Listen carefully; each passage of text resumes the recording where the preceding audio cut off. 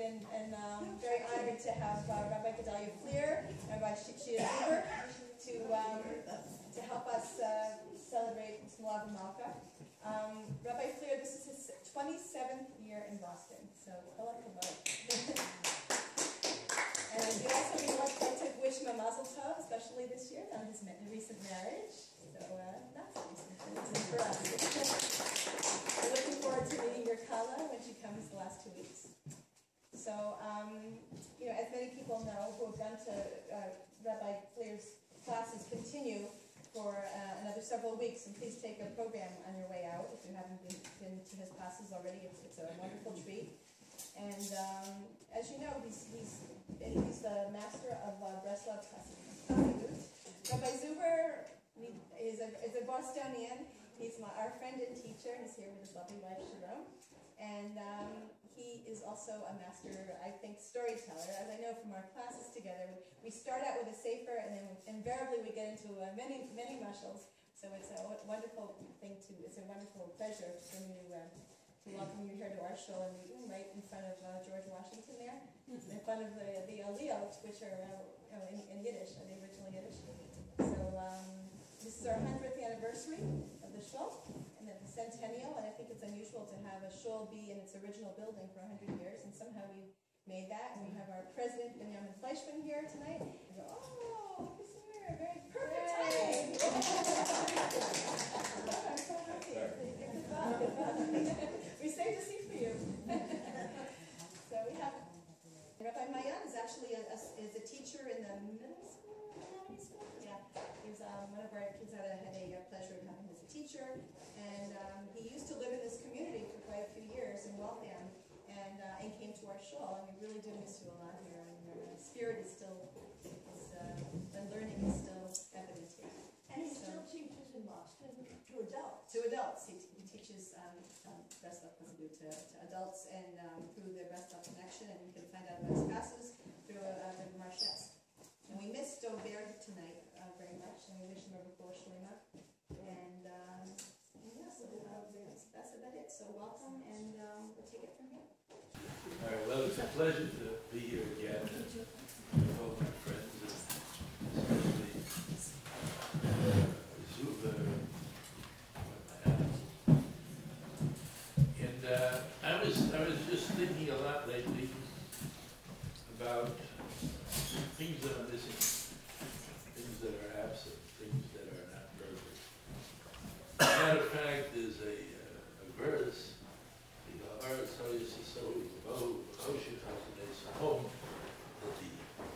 the whole earth was at first mixed up, it was void, confused, and there was darkness on the face of the deep. And the Rabbi, who's one of the masters of Kabbalah, he says that these words, that there was darkness on the face of the deep, the last letters of those Hebrew words, in order, spell kelim, spell vessels. In other words, somehow hidden in the darkness, one can find vessels that ultimately were meant to contain light. And then there was a Sephardic Mutubo whose name was Moshe Chaim, very famous Mutubo. And he wrote a little book, and he defines Kabbalistic terms in his own particularly unique way. And there is a term called tzimtzum. Some of you might be familiar with that. It's a kind of constriction, a way in which God constricts his will to allow for others, to allow for existence. And Moshe Chaim, he defines the word tzimtzum by saying that tzimtzum is a power that God has through which he can create things that are imperfect in terms of themselves, and how much more so imperfect in terms of himself. Now, assuming that he was a genius, which he was, let's see if we can unpack what he said. What would happen if things were perfect in terms of themselves? They were so perfect as to be self-contained. Then no two things could interact. A flower wouldn't need rain or sun to grow. People would be so perfect, nobody would need anything from anybody else. In which case, if things were absolutely perfect and self-contained, they'd be totally useless. And so, as a result of the fact that things are created with at least a touch of imperfection, that allows them to relate to each other. And very often when things relate to each other, then they give birth to a third thing. And therefore part of perfection, insofar as perfection does exist, must be imperfection. And if you think about it a little bit more, then it turns out that when I recognize what is imperfect about a given thing, it's that very imperfection that motivates me to seek a greater level of perfection.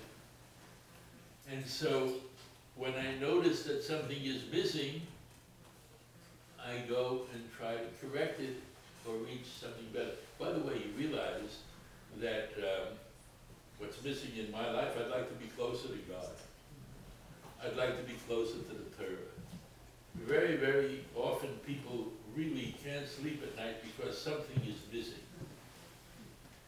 But you know what? I think I would like a hat like that. I really would. And I step at night and I think about it. But if I never saw it, I wouldn't think about it, and I wouldn't worry about it, and it wouldn't be missing. So in a certain way, the more we recognize imperfection, the closer we are to perfection. Because I can't want what somebody else has unless I'm familiar with that given thing, and I appreciate it and yearn for it and truly want it for myself.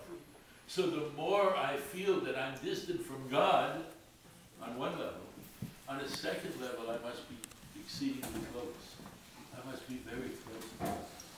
And that's what the Zohar, which is kind of the Bible of Jewish mysticism, says about the verse, Shalom, Shalom, l'rachot l'korov, that peace or wholeness or perfection is there for the distant and for the close. And the word rachok, reish, ches, kuf, numerically, since in Hebrew every Hebrew letter has a numerical value, equals korov, equals closeness. So that the more distant I feel from something worthwhile, the closer I must be to it. On the other hand, if I take for granted that God loves me, and I don't have to do anything about it, and I rest on my laurels and just say, well, I'm a good Jew at heart, you know, because the cuts already nobody can like. He said, if you say, but if a person comes after 120 years, he says, all right, I didn't do any mitzvahs, I didn't do Shabbos, I didn't eat kosher, I didn't do anything, you know, but I was a good Jew at heart. So he says, well then, they'll take your heart and put it in the Garden of Eden, and the rest of you know what I've said. But, but basically,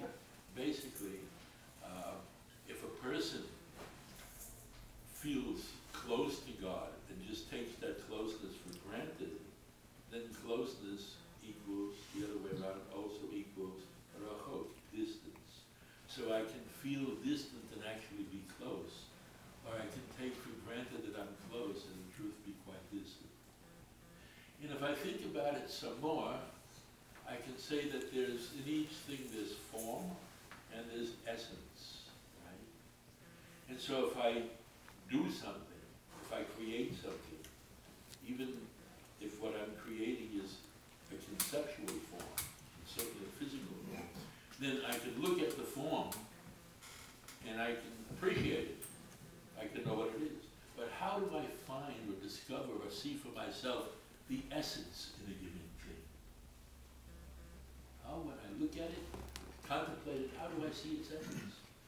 Well, in my opinion, the essence can be seen if I notice what's wrong with the thing, how it isn't complete yet, right? Because essence can never be complete. It's like a life force. If I go and tell my wife, I love you, she either believes me, she doesn't believe me. I can give her a diamond ring or a bouquet of flowers, and still she believes me, she doesn't believe me. Even if she believes me, in my heart, what I'm feeling toward her, only I can know. She can never know that. I can never impart the motivating essence that goes into a given form or act or manifestation of itself. I can never impart that essence in its entirety. It's always going to be once or twice removed from my experience, from that in myself that motivates my doing or becoming in the world. That means that essence can never be entirely made manifest through form. Form is physical. Essence is spiritual. There's only certain aspects of essence that can be made manifest in form. Ask any artist. Right? And so basically, if that's true, you know what? The essence of something is what motivates me to move beyond my station to become better. And so the more I recognize essence in the sense of what's missing, the more I strive for greater perfection. And when I reach that greater perfection, I only run up against something that I recognize as even more imperfect. It's kind of like saying the more I know, the more I understand that I haven't begun to comprehend, right? What is this essence beginning to sound like? It's a motivating force. And yet there's something about it that's imperfect. Sounds like a life force, like breath. You can't just take one breath. It has to be followed by a second breath, a third breath. And so the motivating force in any given thing is the life force. And by definition, since the life force is a process that keeps on moving, it can't be perfect. Because anything that is in fact perfect is self-contained. And the life force moves beyond itself constantly until death. And so if we're in touch with life, we have to be in touch with process. If we're in touch with process, because it isn't perfect, motivates to greater heights. And therefore, in darkness, in the yearning, in the sense of imperfection, is hidden that life force, the caleb, the vessels that move us on to greater and greater heights. On a lighter level, we realize that many times what we don't have can be the very redeeming factor in what we do. So, I'll tell you a story. There was once, a long while ago, an archbishop, and this is in the time that the church was very powerful and had its own armies. And this archbishop went with a whole battalion of men, and he would invade Jewish villages and towns, and they would erect a big altar, maybe 4 stories high, and then the archbishop would challenge any Jew to come and debate him. And whoever lost the debate, whoever said, I don't know first, got thrown off this big thing that they erected, you know, and would die. This was a way for the church to gain a stronghold, because see how dumb your rabbis are, see how dumb your professors are. And the archbishop, in fact, was a very learned man. He even knew the Talmud, not even to mention secular things. And one by one he'd go through town after town, and rabbis would come, and they tried to debate it, because if they said we don't want to debate you, then he would make a good run and wipe out the whole thing. So they had to send somebody to debate. And so one day, since, you know, everybody loses debate, one day comes to the Jewish town, and of course the rabbi is supposed to go and debate it the very next morning. They've already erected this platform, and the rabbi is there with his wife and children, and he's writing his will, and he knows there have been many other rabbis in greater and larger towns, and they have to run out with his doom. As the whole family is sitting there, there's a knock on the door. And there's Moshe, the water carrier. plain, simple man. He comes in, he says, Rabbi, he says, I got a deal that I want to offer you. He won't be able to refuse it. Forget about debating that archbishop. You're never going to win. Wiser people than you have failed. You're going to die. But you know, the town needs you. And you got a wife, you got children, they need you. Me? I never got married. I'm a verschlepter. One person in a town that nobody notices even. Not going to make a difference. Let me go debate the priest. What's the difference with which one of us is going to die? The rabbi's wife says, you know, he's got a point. So after a while, convinced. Didn't take much convincing. The rabbi says, okay, we'll send you. The next morning, the priest is on top of the platform waiting for whoever it is who's going to be the delegate to debate him from the town. Comes Verschlepter, there comes Moshe the water carrier. And he comes up this ladder, and the priest sees that he's been had in a way. He really wanted the rabbi to come, but it could be anybody. And what do you do for a living? Well, I'm a water carrier. So the priest is kind of, what can you do? So he's sort of saying to him, all right, well, a wise man like you, water carrier.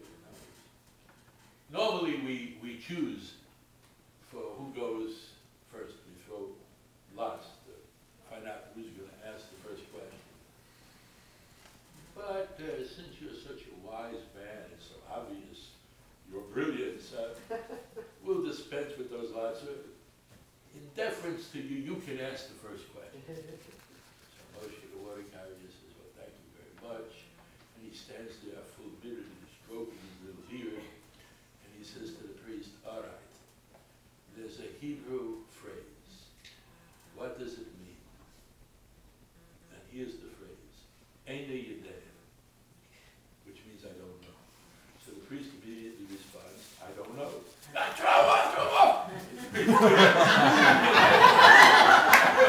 they threw him up, right? So now the next night, the Jews are celebrating. They make a big party, all in honor of Moshe the water carrier. Ask him, Moshe, how did you think of such a genius question to ask a priest? Moshe says, I'll tell you the truth. It's not a secret. I don't know very much. But my father was a great scholar, but he died young. And I had to help my mother support the family. I mean, come, and I had to read Hebrew and translate a few words, but that's about it. And my father had so many books, I sold them all. I needed the money. I was never going to learn them anyway. But when I was a little boy, I pulled out, from a set of books, I pulled out one book. And it looked like an interesting book, and I asked my father, what's this book? And he said, that's part of a big set of books which comprise a dictionary of language. And it was written over 200 years by 500 of the greatest scholars in all time when it came to language. And so it had a sentimental value. I always kept that set of back books because my father discussed something with me about those books. And now I came home, I have to debate the priest. I didn't know what to ask him. I don't think like that. So I took out one of the books, the first one, and I looked, the Aleph is the first letter. The alphabet means.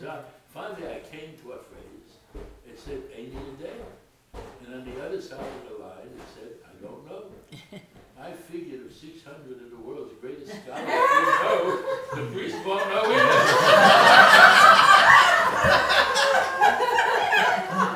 So here we have a case where actually not knowing can do you some good. We will have a really good week, and I'm really happy to be here once more. Parentheses, even only, and parentheses, to do one good favor to a Jew.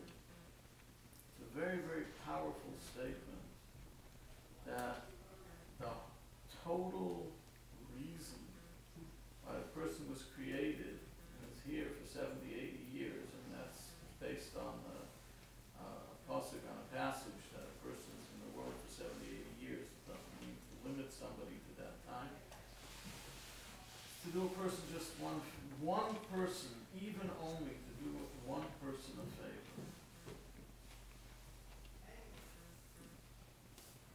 On an occasion that I had to discuss this issue, so I was told that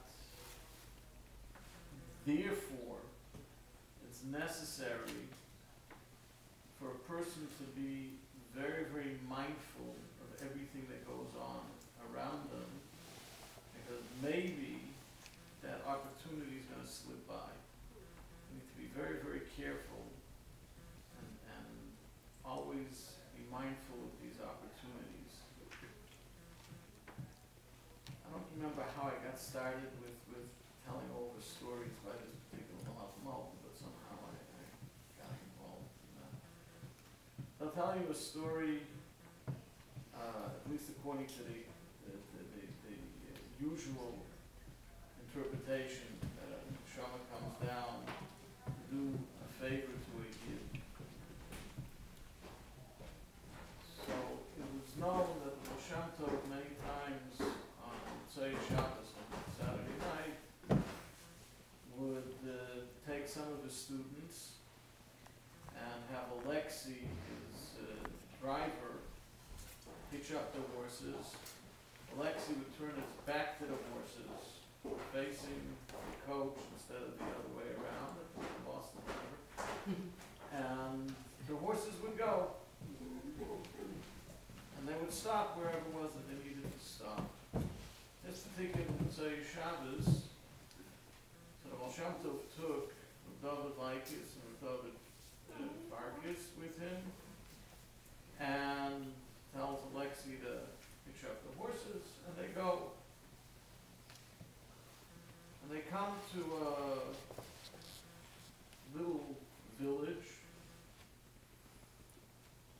and they stop at the house of somebody, and the students had no clue where they're going.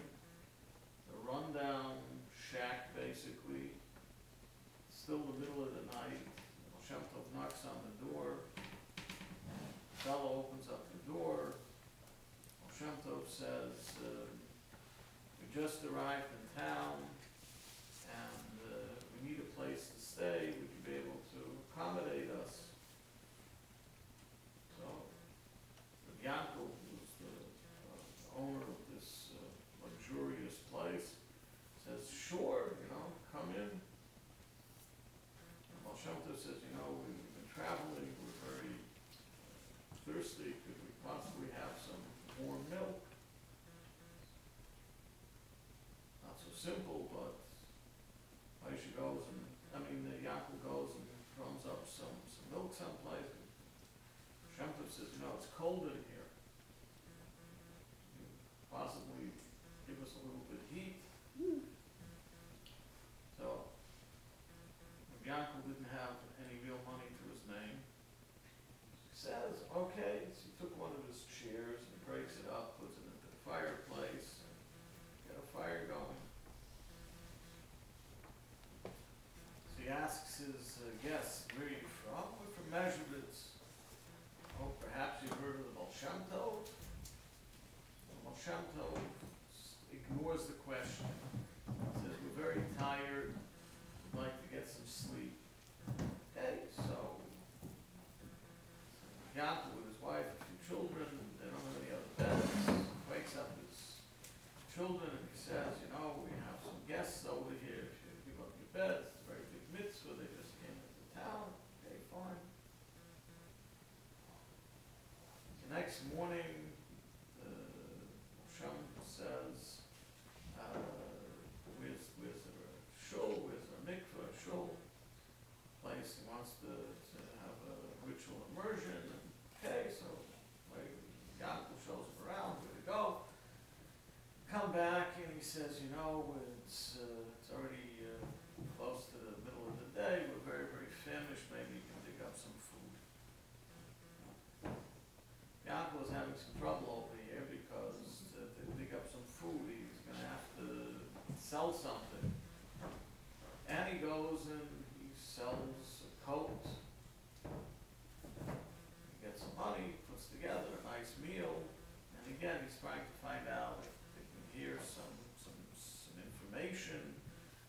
Baal Shem Tov, he heard that he's a very big tzaddik, and again, the Baal Shem Tov is kind of like ignoring his question. And again, the Baal Shem Tov says at night, it's cold in here, he has to break up another chair. And this goes on for like 5 days. And there's nothing left in the house. Mamish, nothing left in the house.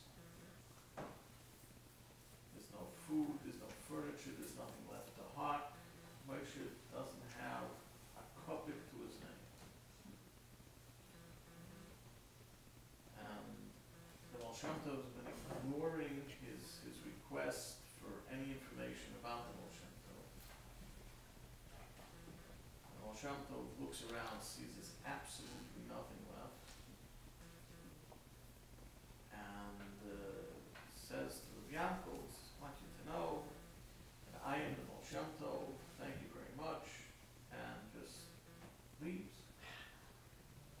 Tells Alexei, pitch up the horses, and they're just out of there, and he just like disappears. So Moshe's in seventh heaven. He had this unbelievable great merit, hosting the Baal Shem Tov and some of his students, and he comes and he's singing, he's dancing, grabs his children, he's dancing with them, and says, you know, we had this unbelievable great merit. We had Baal Shem Tov for a guest.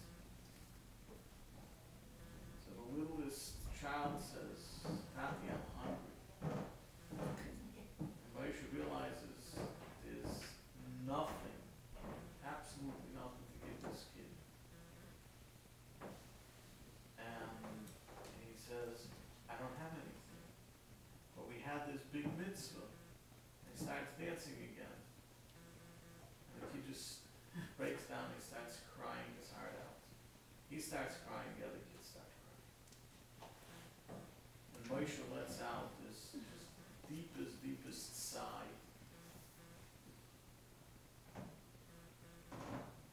There's a knock on the door. There's Ivan is there. He's a boy from the neighborhood, and he's knocking on the door. He says, Yankov, I need some vodka. Yankov says to him, there's nothing in the house. It's okay. Here's a silver ruble. Just get me some good vodka, because you know where to get good vodka. They won't cheat you, they cheat me. And keep the rest of the money. Yaakov's at seventh heaven over here, you know, silver rubles, like $100, get some vodka. Meantime, he has plenty of money to get vegetables and bread, whatever else he needs over there. The kids aren't hungry. Every few days, Ivan is coming. He says, get me a bottle of vodka. Here's a silver ruble. And keep the rest. Fine. Yaakov was very happy with these arrangements over here. Keeps his family is fed. He has enough to buy back a little bit of things, you know, a bed to sleep on, a few chairs to sit on. This goes on for a few months. One day, there's a knock on the door in the middle of the night. It's Ivan. Beat up, bloody. He says, Yankov, you gotta help me. Yankov takes him. He says, what happened? He says, Yankov, I just put my head down, I gotta go to sleep. Hey. In a place to go down to sleep. He just goes to sleep. Next morning he says, you know, I only have one daughter. She's married, and they don't like me. And they beat me up and threw me out of the house. Beat me up and threw me out of the house. I have no place to go. Yaakov says, okay, so stay here. So, you go to a corner someplace, and Ivan is staying there. And every once in a while, every few days, again, he comes with the silver ruble, and he says, "Get me some vodka, and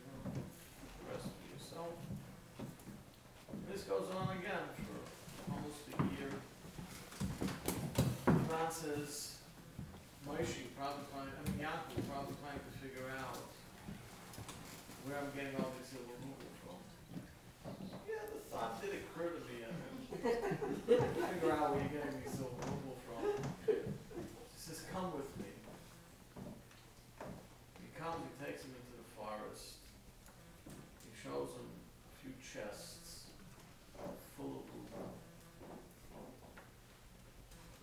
He says, this is my money. And I won't give my daughter a penny of this. And you've been so nice to me, so I'm going to give you all this money. And he said, I have a good idea. Why don't you build a decent house and give me a decent room, make an inn, and take care of people. You're a good guy. Yeah, make yourself a decent living. So that's what Ivan did. So Ivan gave him all the money. Yaakov builds this house as an inn, very nice. And he decides he wants to go to Meshvitz. He wants to visit the Baal Shem Tov. Now he has an opportunity, he's able to do so. He comes to Meshvitz. Comes to the house of the Baal Shem Tov, and the Baal Shem Tov gives him a big, big shalom aleichem, welcomes him, sits him at the table, and everybody's trying to figure out who is this fellow? Is he one of the hidden righteous people? Like, who is he? Baal Shem Tov calls over his two students. He says, don't you remember this fellow? No, don't remember. Yaakov, we stayed at his house for 5 days. We ate him out of house and home. So they looked and said, oh yeah, why did we do that? No, we never wanted to ask you, but why did we do that? So Baal Shem Tov said, I saw in heaven that this kid was destined for this richness. But he needed somebody to do him a favor. So I decided that I would do him a favor. What was the problem? The problem was that Yaakov was a sameach b'chalki. He was very happy with his lot. But in order to get this richness, he had to daven. He had to ask God to change his state, his status, to change the way things were. And it wasn't happening. So there was a decree that there was going to be a whole bunch of tragedies, God forbid, in order for him to daven to God to change the situation. So I decided to intercede, and we went, and we ate him out of house and home. And his child started crying, the other children started crying. I let out a groan. First time in his life that he ever let out a groan. But it was from the depths of his heart. And because of that, that was what they were waiting for. That was his prayer. Then Ivan came, and that's the rest of the story. So that's when he said to the students that you should know that a yid can be in this world for so many years just to do another yid a favor. And that was the favor in physical matters, certainly in spiritual matters. So I want to share with you something short from it. This is from Rav Simcha Bunim of Shishka, the great Rebbe of Poland. And I really, really love this Torah from the first time that I learned it. It's based on Parshas Tolos, one of the parts that people don't always talk about as much. Focus on the brachos, the Bechorah, Yaakov buying the firstborn right, Yaakov stealing the brachos, getting the brachos, so he did. There's also the story, though, of Yitzchak digging the wells that his father had dug, that Avram had dug, and that the Plishtim, the Philistines, the Plishtim had closed them up. So of course, if we understand that the Torah, on some level, the Torah is also, multiple levels. So of course, everyone understands what are these wells that Avram dug. So of course, they represent some spiritual pathways, some way to connect to Hashem, some ways that Avram had opened up, and the Plishtim had closed them up. Somehow they blocked off those ways of connecting to Hashem because the Plishtim were trying to block this opening to Hashem that Avram was creating, and Yitzchak had to dig them again to create them again. So Simcha B'Nai is a very interesting chiddush about this, that he says like this, he says, Nira dihine kol derech she'osim l'Hashem yisbarach tzarich lios bo chiyus pnimi.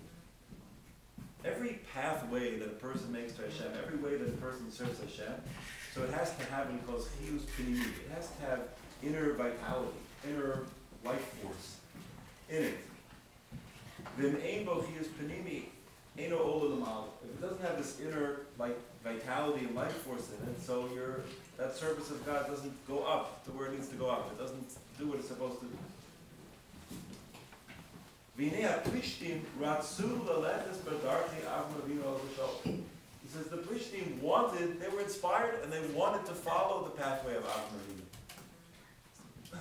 They blocked up the pathways he opened, but they didn't want to block up the pathway. They wanted to follow the pathways that Avram opened.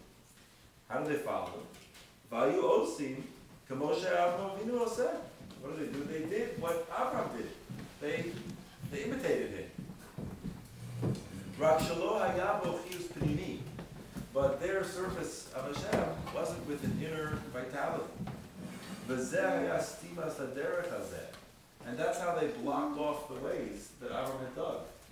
Because they imitated it in an external way, but without their own internal connection. And he says, V'havein, and you should understand this. V'yitzchak Avinu, Ratzalach for Haberazeh. Yitzchak wanted to dig this well. What does that mean? I think that in Kabbalah, even though it's relatively early, really, in Chassidus, but I think it's long enough that he already has a feeling that, with any movement, like you say, every movement tends to become static. It stops moving after a little while. So there's a danger that things become more external. The definitions of what it is to be a Jew, or to be a Chassid, or to be whatever, becomes external, and is defined by, clothing or one or two, practices that a person does, rather than the inner essence of it. And when that happens, so what happens is that when there are people that are imitating on the outside, so what comes out of this is not only do those people themselves not reach the inner essence of where it was supposed to lead to, but unfortunately that can also it's like blocking up the well for other people.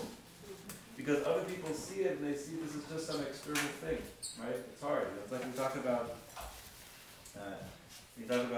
Kiddush Hashem, sanctify Hashem's name, or Chilul Hashem, to desecrate Hashem.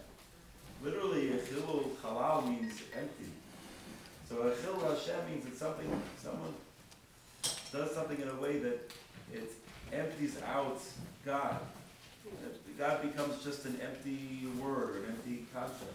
So you see people talk about this and this, but you don't see that inner essence of that there. So when it becomes externalized, that happens. So Yitzchak knew, though, that underneath these external forms, that now some people are only imitating externally, but he knows that where those places came from in Avram, there was a deep inner vitality and a deep inner connection to Hashem that was there. And he wants to dig and to find the water again, to find the chiyus again, to find the vitality again. And he says, Av shayalo drachim b'Hashem mitzad atzmo. Even he wanted to dig his father's well, even though Yitzchak had his own wells. He had his own ways to connect to Hashem. But even so, lo nimna b'lachkor ber aviv, but he still wanted to also dig his father's well. Very interesting. We know that a lot of people look at Yitzchak in the Torah, and we see, of course, in this week's parsha especially, see a lot of imitation of Abraham. You know, that not only he redug the wells, but also, you know, he gets himself in the same situation with a guy also named Avimelech, whether it's the name or the title or the same person or not. And he says, oh, I have an idea. I'll say my wife is my sister. You know, the same thing. Also, at first, when things get bad, he thinks, you know what I should do? I should leave Eretz Yisrael, maybe go down to Mitzrayim. He doesn't do that because Hashem says, I know what you're thinking. Don't go down, don't leave Eretz Yisrael. Why does Hashem say that? Because okay, you want to imitate Abraham. So we see a lot of imitation externally in the Torah. We see a lot of imitation from Yitzchak. But the truth is, you know, according to the Kabbalah, so Yitzchak was a completely different midah than Avraham Avinu, right? Avraham was connected to the midah of chesed, of loving kindness, and Yitzchak was the midah of gevurah, of justice, of judgment, of discipline, constriction, all this.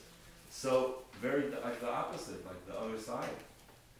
So Yitzchak had his own ways that he connected to Hashem. He had his own well, but he wanted to also connect through his father's well. So he dug his father's well, and then he himself dug his own wells. And he says, "D'inei kol ish Yisraeli, every Jew, and Yigash l'avodas Hashem Baruch Hu, who wants to draw close to serving God and be blessed, tzarich she'achpor ba'atzmuso be'er. He has to dig in himself a well. Asher al yado yuchali davek b'boris barachim. That through that well, the person can clean and come close to his Creator." Powerful image. That you know, that's sort of like, to me, that's part of what I was speaking about before, that each person has within themselves, you know, something that you can't fully convey to another person. That's part of the, you know, the well that each person has within themselves. And sometimes, you know, from that well, from that private place, so something can be expressed. The Baal Shem Tov one time was speaking to Hashem, and he was telling God that everything he's doing, he said, it's for you, it's only for you. So the Talmidim overheard. So the student said to him, he said, you know, Rabbi, like, it's also for us, you give us so much. You know, it's not, you also turn us, you give us. So the Baal Shem Tov said, it's like a barrel that overflows. So I'm giving and giving to God, but it overflows. So it's the same way. A person, to give to other people in the deepest way also requires you have your own well, and then from that place, because it's an infinite place, from that place of that infinite connection that you have to God, it's very private, but it overflows. And the deepest connection that happens between two people is when two people can both acknowledge, you know, that they each have their own well, and their own infiniteness, and their own connection to God. And then there's a connection that happens despite that. That's very, very powerful when you acknowledge the otherness, you acknowledge the well in the other person. And when that becomes possible, then it becomes possible a little bit to connect through the other person's well.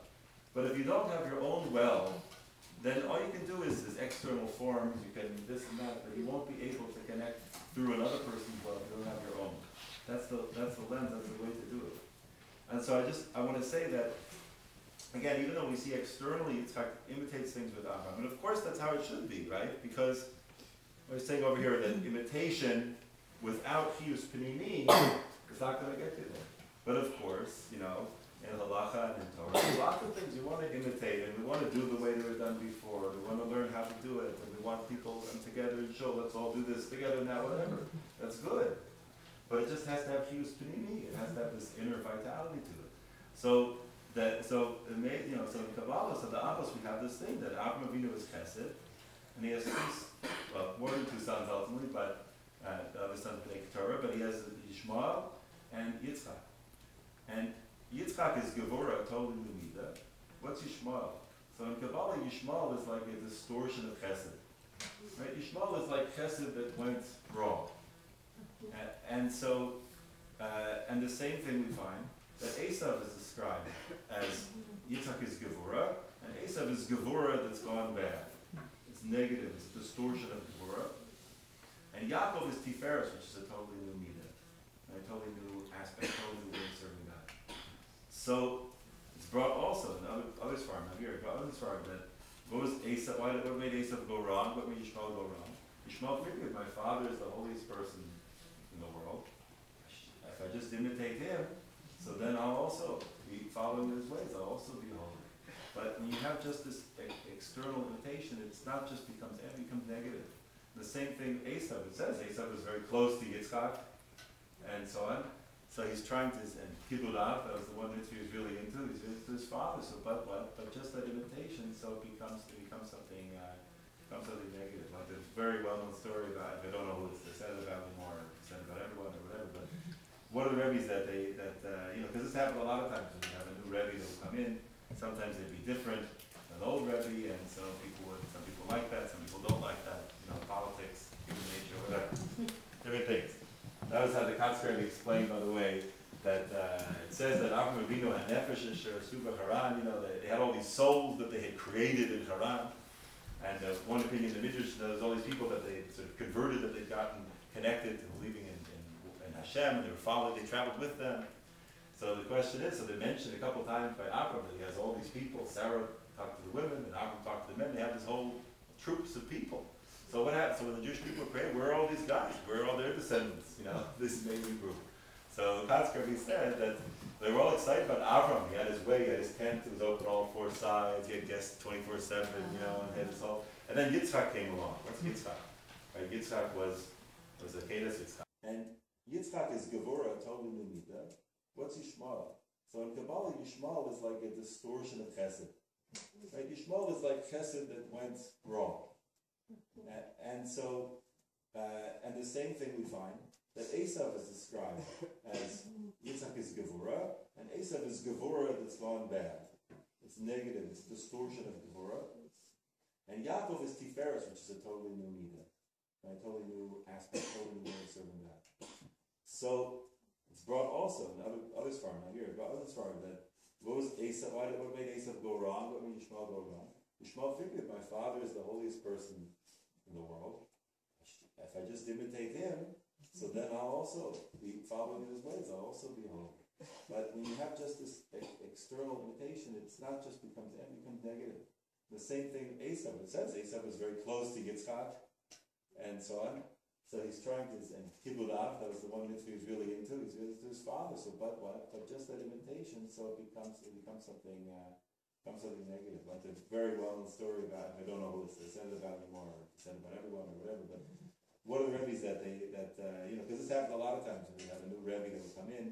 Sometimes they'd be different than the old Rebbe, and so some people like that, some people don't like that. Politics, human nature, whatever. Different things. That was how the Rebbe explained, by the way, that it says that Avraham Avinu had nefesh and Shia Zuber Haran. They had all these souls that they had created in Haran. And one opinion, the Midrash, there's all these people that they had sort of converted, that they'd gotten connected to believing in Hashem. They traveled with them. So the question is, so they mentioned a couple of times by Avram that he has all these people. Sarah talked to the women, and Avram talked to the men. They had this whole troops of people. So what happened? So when the Jewish people prayed, where are all these guys? Where are all their descendants? This amazing group. So Rebbe said that they were all excited about Avram. He had his way, he had his tent, it was open all four sides, he had guests 24/7, and he had this whole. And then Yitzchak came along. What's Yitzchak? Right? Yitzchak was a Kedas Yitzchak. Yitzchak was like not even of this world. It was constant self-sacrifice. And he's alone in his room, quiet, focused, and so all the converts that were excited about Avram, they said, he's lost the path, what's this? This is crazy. They went and made their own thing. So over here, so by each of the apples, that by of course they're connecting, they're obviously going in the path of the Baal, but so that's why I say the story of this Rebbe, they went a different way. So the student said to him, why don't you do like your father? Some of us are quite upset. So he said, I do like my father. He said, my father, the Rebbe, he said he never imitated anyone. I also don't imitate anyone. So without Hashem, we should have the merit, learn gracious, and connect and think about the ways of our ancestors, and have the merit to have our own interconnection to Hashem, and to really seek that out, to dig that out inside ourselves, and which sometimes means, this is a powerful image, this well inside oneself. It could sound like something lonely, but sometimes there's a certain kind of loneliness, like the word, that in Breslov, the word for speaking privately to Hashem is hisbodedus. which literally means making oneself alone. Right? Badad means alone. Hisbodedus is you making yourself alone, but it's not alone. It's the kind of aloneness that you then discover that you're sharing with God in such a deep place. And so, but that's Hashem, we should be zoga to connect to that inner well within ourselves, and through that way be able to connect to the ways of the Torah, the ways of our ancestors, but in a way that's both the oldest and the newest, and it's very real for us and alive for us.